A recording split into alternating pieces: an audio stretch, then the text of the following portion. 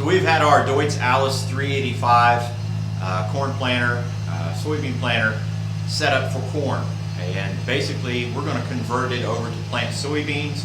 And the easy way to do that is to take each one of these boxes up, clean them out, and we'll put a new seed plate on them, and I'll show you that here in just a second. So the first thing we want to do is disengage the planter drive, and that's just as simple as that. Each one of these boxes has some cotter pins. So we take those cotter pins out, set those aside, and I'm going to take the whole box out.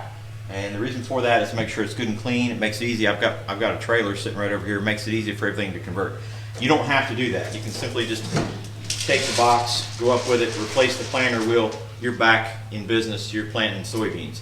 But I'm going to take the air hoses off of each one, set them aside, make sure everything is good, and that way I can ensure everything is ready to work. But to take the air hose off, it's just a pipe clamp and a flathead screwdriver.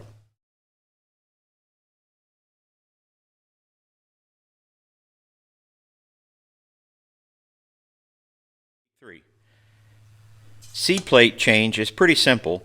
Really, this is the corn plate. This is the soybean plate. Has more holes, higher population. So what we're going to do is we're going to put our screwdriver in the shaft down here, just for a little bit of leverage, and we're going to turn and loosen this up. It's really just about hand tightened, but it just makes it a little bit easier. We'll set our sprocket over here in our washer, and the plate just simply comes up off of there. Now you can see we've got corn left over from our corn planting. So what I'm going to do is just clean this out, and then I'll exchange for the bean plate.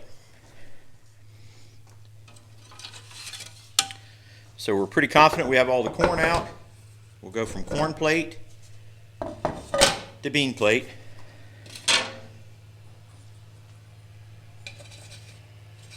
Check our spacing. There's supposed to be a little bit of a gap. Check our spacing there. Your washer's back on.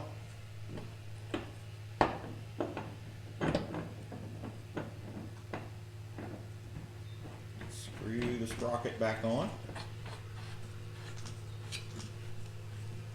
And just basically hand tight. It needs to be able to turn with the sprocket. So that's about right. A little bit of resistance.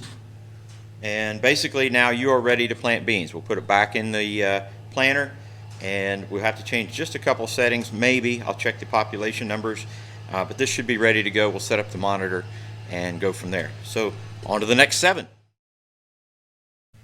Now one of the things I want to point out is when putting these wheels together, it's pretty important to have a good seal on these rings right here, because what will happen is it will warp, and then seeds will get underneath here and it'll create a gap, and then the seeds will actually start coming out here, and your population will be completely messed up.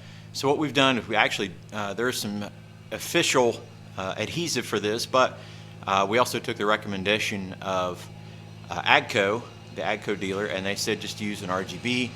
So we used basically a gasket material right here, and it seems to be working great.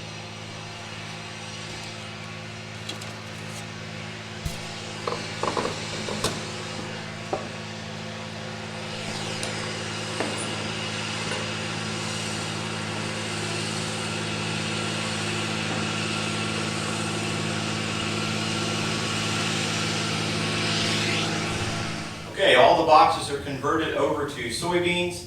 We're going to hook the air hoses back up, engage the drive wheels, and then we'll set and calibrate the monitor, fill it up with beans, we're ready to go.